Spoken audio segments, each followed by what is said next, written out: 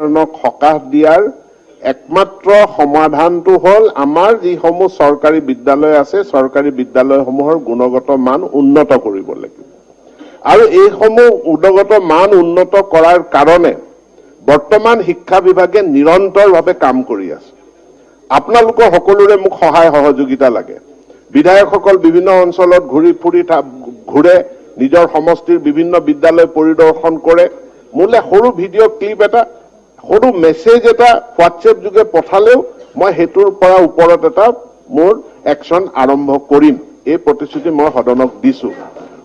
video' message এটা বা সৰু হোৱাটছএপ মেছেজ এটা দিলেও আমি বহুখিনি উপকৃত হওঁ ক'ত কি চলি আছে কাৰণ এখন জিলাৰ শিক্ষা বিষয়াজন তেওঁ হাজাৰ হাজাৰ স্কুল থাকে গোটেইখিনি বিদ্যালয়ত শাৰীৰিকভাৱে প্ৰত্যেকতে উপস্থিত হোৱাটো সম্ভৱপৰ নহয় উপস্থিত আপোনালোকে যেতিয়া সম্ভৱ হয় সেই সংবাদখিনি আমালৈ দিলে আমি কাৰ্য ব্যৱস্থা গ্ৰহণ কৰিম ধন্যবাদ মাননীয় অধ্যক্ষ মহোদয়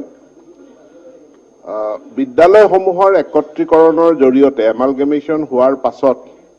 কিছুমান বিদ্যালয়ৰ কেম্পাছ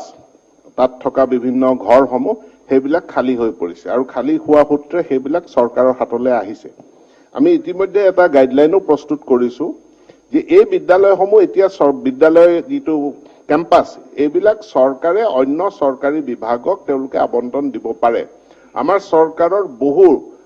ব্লক পৰ্যায়ৰ কাৰ্যালয় বা মহকুমা পৰ্যায়ৰ কাৰ্যালয় এতিয়াও ভাড়াঘৰত চলি আছে য'ত য'ত ভাড়াঘৰত চলি আছে সেই কাৰ্যালয়সমূহ এই খালী হৈ পৰা বিদ্যালয় গৃহতে আমি এতিয়া প্ৰতিষ্ঠা কৰিব পাৰো আনকি কৰবাত আমি চিকিৎসালয় প্ৰতিষ্ঠা কৰাৰ প্ৰস্তাৱো আমাৰ ওচৰলৈ আহিছে কিন্তু মাননীয় বিধায়ক দিগন্ত কলিতা ডাঙৰীয়াই যেটো কৈছে যে বহুত ভাল ইনফ্ৰাষ্ট্ৰাকচাৰ আছে তেনেকুৱা ক্ষেত্ৰত অসম চৰকাৰে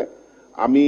যি আদৰ্শ বিদ্যালয় প্ৰতিষ্ঠা কৰাৰ সিদ্ধান্ত গ্ৰহণ কৰিছো সিবিএসইৰ অধীনত ইংৰাজী মাধ্যমৰ আৰু যিবিলাক এতিয়া বহু সমষ্টিত বহু জিলাত আৰম্ভ হল এতিয়া চৰকাৰে সিদ্ধান্ত গ্ৰহণ কৰিছে যে অসমৰ 126টা বিধানসভা সমষ্টিৰ প্ৰত্যেকটো সমষ্টিতে একোখনকৈ আদৰ্শ বিদ্যালয় সিবিএসই কোৰ্সৰ অধীনত প্ৰতিষ্ঠা চৰকাৰখনে কৰিব এতেকে যদি খুব ভাল আন্তঃগাঁথনি আছে তেনেহলেতো হেতু আমি এই বছৰেই